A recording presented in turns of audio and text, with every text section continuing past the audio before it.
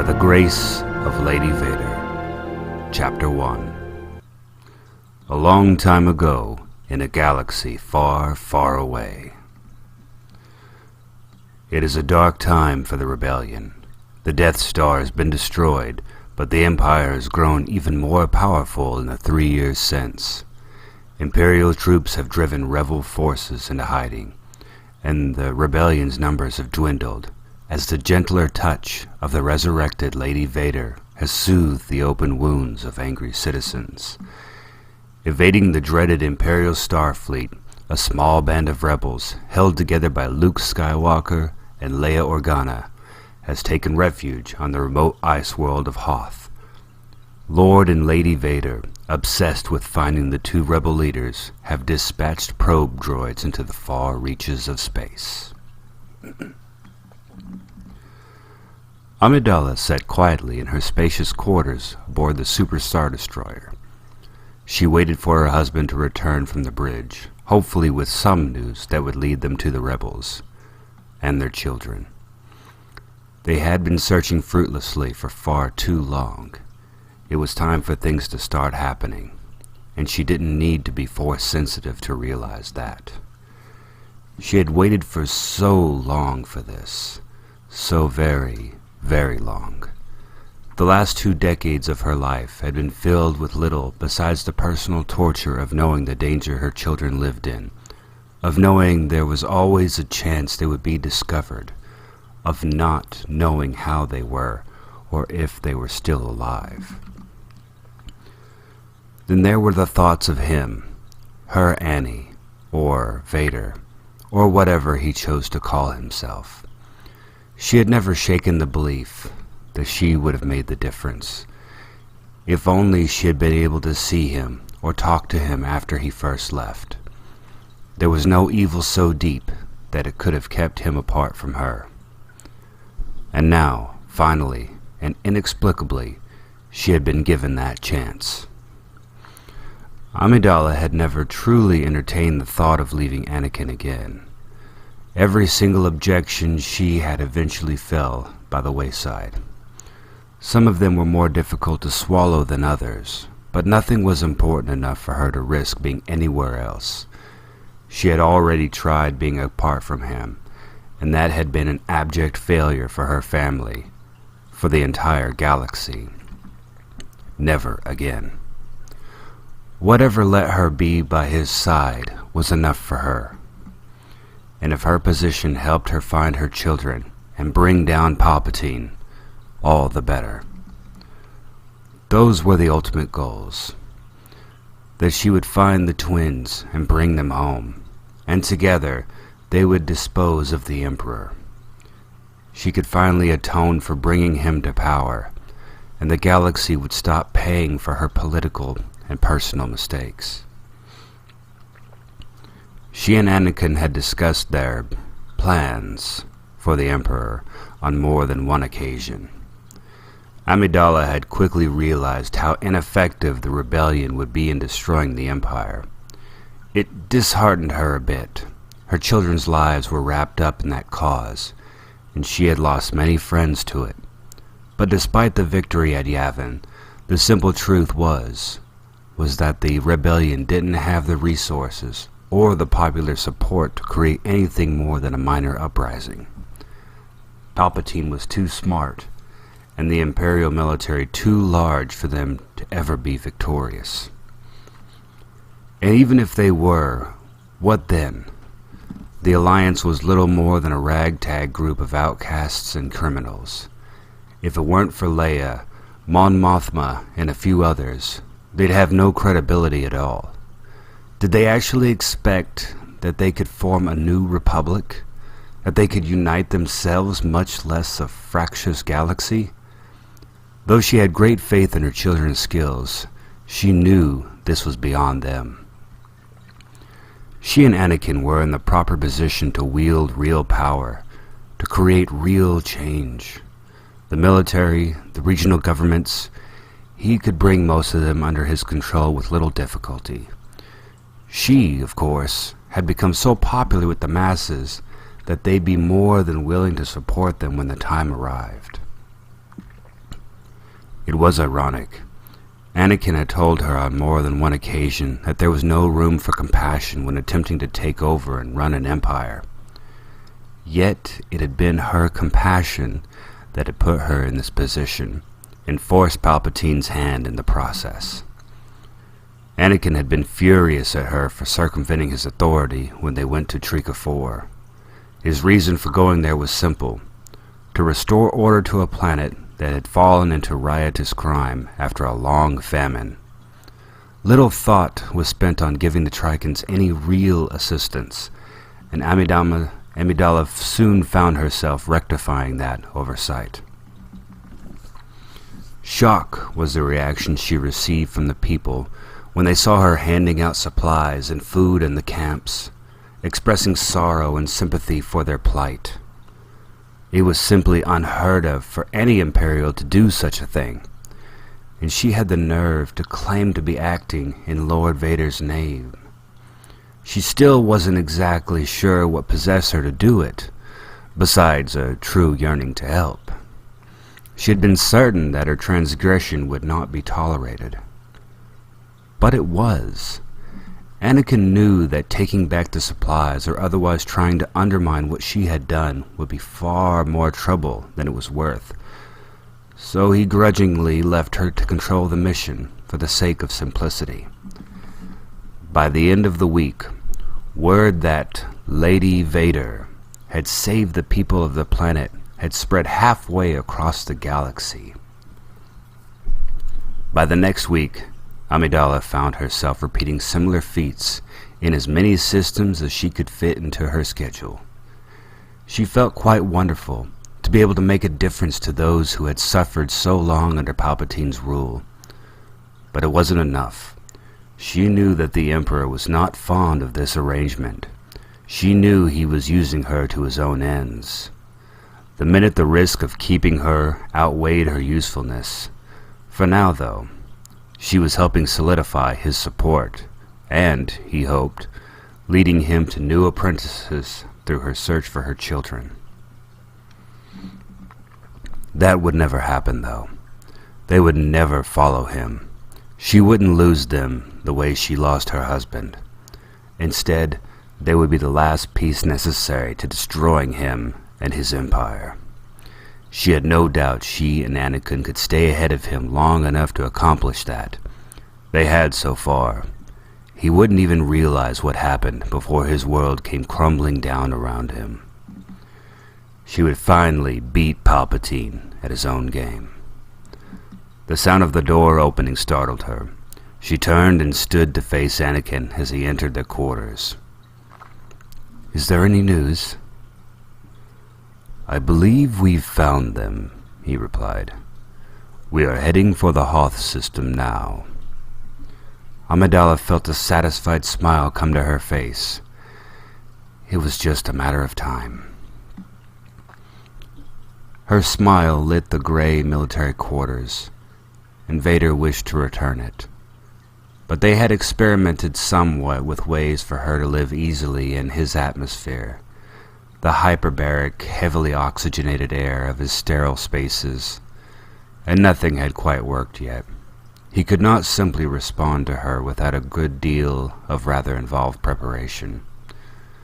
A wave of anger at the injustice of it all least served to quell the desire to smile. "We are approaching Hoth at top speeds," he said. "It is my hope to take the base with minimal damage. The troops are under instructions to bring the rebels to us as prisoners." She nodded. They both knew their quarters were, in all likelihood, bugged. They dared not speak of their plans here. "Soon," she said. "Soon it will be over." "Yes, my love. Soon." Their eyes met, hers never faltering to search. She always knew where he was looking, despite the opaque lenses. Soon. When she had returned to him, he had understood his purpose for the first time. He had understood what he was meant to do, and why this path had opened before him. He had understood Yet as soon as he had seen the way the people responded to her, the way she wanted to build the galaxy, he would clear the way for Amidala, so she could rule without challenge, and the Maker himself wouldn't be able to help anyone who dared oppose her. The glare off the snow was blindingly bright, making it impossible to distinguish sky from horizon, or horizon from tundra. Luke stared into it, trying, with no notable success, to readjust his goggles to cope with it. The Tauntaun he rode seemed to be doing marginally better. She was used to it. A flash of even brighter light, white on white, broke the afternoon, and Luke drew his electro-binoculars from their loop onto his utility belt. It was a never-ending job watching the sky here. Many things fell out of it. It was probably another false alarm, but they couldn't take any chances. There weren't enough people to begin to survive an Imperial assault. He raised his wrist and spoke into the comlink. Echo 3 to Echo 7. Han, old buddy, you read me? The pirate answered immediately, but irritably. Yeah, I'm here. No life signs, Luke said automatically. It was the same every day. He and Han had volunteered for the afternoon patrol, and there wasn't any room for scheduled relief. No kidding, Han said. Leia's the only one crazy enough to decide to live here.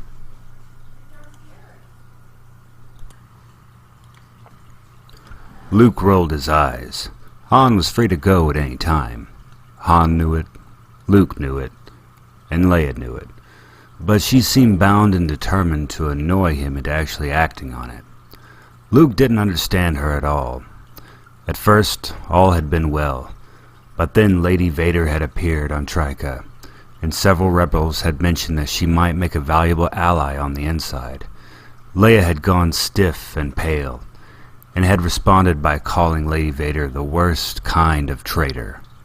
Ever since, she'd been thoroughly defiant towards any consolatory gesture, any chance of making peace with the Empire rather than achieving victory over it. Mon Mothma was as firm in her rejection of Lady Vader, but gentler in her handling of people. Leia seemed to want to dare people to defect, and some had taken her up on it. Luke had decided 2 years ago not to brave her wrath by bringing it up, but he himself was not averse to Lady Vader's actions. If she could bring some kindness into the Empire, then maybe part of the war could be avoided, or at least the devastation of it lessened. He tried to find information about her, but she was as much a blank slate as Vader himself. She was referred to as his wife of 23 years. But of her whereabouts until Trika, or her identity before she became Lady Vader, nothing at all was mentioned. Luke supposed it was out there to be found, but too much searching would come to Leia's attention. You still there, kid? Yeah, I just saw a meteorite hit. I better check it out before I come in tonight. You can add it to the rock collection by the generators. Han cut off the communication, and Luke caught a slight motion on the far horizon. The Tauntaun was twitching its head back and forth nervously, making a clicking noise in its throat. Maybe it would be better just to go back, get a fresh mount, not so skittish. The Tauntaun reared up, and Luke almost lost his seat. Hey girl, what is... But he never finished the sentence. Swimming up from the landscape, like living snow itself, a white creature with red eyes and sharp claws lunged at Luke. He was knocked from the back of the beast into hard-packed snow that bit at the exposed part of his skin. The creature howled into the sky. Luke reached for his blaster, but the creature took another swing at him, knocking off his aim and throwing his blaster uselessly into a snowbank. He saw the third blow coming, too late to duck. He fell unconscious in the snow. Han stormed through the base, impatiently ripping his goggles and hood away, cursing under his breath as a blast of cold air hit him. Just once he wished he could come inside and have it be warmer than it was out there. At least he'd be out of here soon. He was silly, sentimental for staying as long as he had. The rebellion's numbers were dropping almost on a daily basis, and none of these deserters had bounties on their heads. No, they had just given up and bailed out. Got tired of fighting for a galaxy that seemed to care less and less. If people were happy living under a dictatorship as long as Lady Vader shook their hands and smiled at them, who were they to argue? Who were they to risk their lives day in and day out trying to change their minds? Chewie growled at him loudly, and Han frowned at him. The ship looked like it was in pieces. Well, even more than usual. He had hoped that Chewie would have gotten further during his watch. The Wookiee yelled again, this time waving his blowtorch for emphasis. "All right, don't lose your temper. I'll come right back and give you a hand." Chewie just grunted in annoyance. Han ignored him and continued to the operations center of the base to check in and to check out. He wasn't exactly looking forward to it. He'd missed the friends he had made in the rebellion, but he was sure they'd understand. But Leia... She would scratch his eyes out for certain. Sometimes he thought his fear of her was what kept his fear of Jabba in check. But that wasn't entirely true, or fair, and he knew it. He hadn't stayed out of fear, or even out of some misguided loyalty to the greater rebel cause. Did she even know that she was the reason he stayed? She certainly didn't act like it. That woman was more difficult, more frustrating than anyone he had known in his life. He couldn't begin to figure out what was going on in her head half the time, and often wished he could find a way to stop caring. But he couldn't, no matter how she acted. He kept thinking that he could get through to her, make her open up. It wasn't that he didn't understand what she had been through. Han supposed that the destruction of one's planet would be more than enough to drive most people crazy. But Leia had never been most people. She had kept going at full throttle, a feat that he admired greatly. They eventually became very good friends, another thing he appreciated.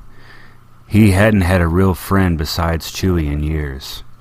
Sure, there were always little sparring matches and disagreements, but he thought that they really started to become close. And then everything changed. Something was driving her crazy, something she refused to share with anyone. He shook his head, suddenly realizing that he was just standing outside the operations center, doing nothing. He marched in to give his report. "There's no sign of life out there, General." From the corner of his eye, he saw Leia turn to him. "The sensors are in place. You'll know if something comes around." "Commander Skywalker report in yet?" "No, he's checking out a meteorite that fell nearby." She was openly staring at him now. He pushed forward. "General, I gotta leave. I can't stay anymore." She turned away in a huff. "Wonderful. If I don't pay off Jabba the Hutt, I'm a dead man." The general gave him a resigned smile and extended his hand. "A death mark's not an easy thing to live with. You're a good pilot. I hate to lose you." Han shook the man's hand and thanked him. He headed slowly over to her, bracing himself for a fight. "Well, Princess, I guess this is it." Her expression was blank. "That's right." Han was completely taken aback. Couldn't she at least have pretended that she cared? "Well, don't get all mushy on me," he snapped. "So long, Princess." He blew out of the room, angry and confused, the way he always seemed to feel when he was around her these days. He hadn't gotten 2 steps down the hall before he heard her calling after him. "Yes, Your Highness?" Now that she had his attention, she seemed to be at a loss for words. I thought you had decided to stay." He tried to shrug nonchalantly. "I changed my mind." "Han, we need you here." He rolled his eyes. "We need?" "Yes, you know that. We can't afford to lose any more people like you." "And what about you, Leia?" "Me?" She blinked. "I don't know what you're talking about." He had enough of this. "Probably not," he replied, and again tried to get away from her. But she was still hot on his heels. And what exactly is that I'm supposed to know? Han stopped and turned around. Look, Leia, I don't need another one of these lectures on my loyalty to the rebellion. I've been more than loyal, and definitely more loyal than anyone else here. I stayed years longer than I had to. He heaved a frustrated sigh. Don't you ever wonder why... She didn't hear the question. Fine, leave. Far be it from me to hold you back from your life as a smuggler. It doesn't make a difference whether you leave or if you all leave. What is wrong with you, Leia? He was shouting now, and several people in the hallway jumped, and then tried to look as though they weren't listening as they walked by. He barely noticed them. His eyes bore into hers. To his great surprise, she fell silent. Then she looked away. Leia? You don't know. Her voice was as low as he had ever heard it. You don't know what this has been like. She closed her eyes for a moment. You couldn't possibly understand. Nobody does. Han had the vague feeling he should still be angry at her, but his curiosity at her changed in demeanor got the better of him. And he did want to know. He did want to help. Understand what? He asked gently. I wish you would just tell me. Leia stared at him quietly, but seemed unable to say anything more. You know, whatever this is that's been bothering you is eating you alive. You've got to talk to someone. She started shaking her head vehemently. Is it about all that stuff that happened before? Look, I know that Vader... Her head snapped up. You don't know anything, she said sharply. I don't need your help, and I don't need you to stay. You want to leave? Then go. Don't try to put this off as my problem. The anger came back to him in a rush. Fine, go crazy, I don't care. The words felt hollow, but he was still intrigued by whatever had triggered those quiet moments.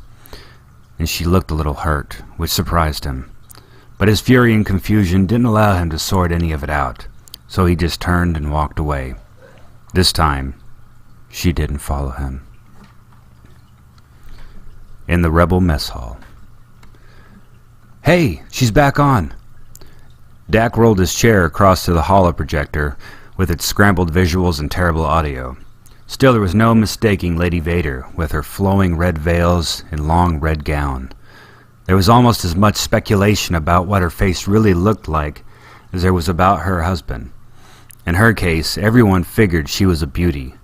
Little glimpses could be seen.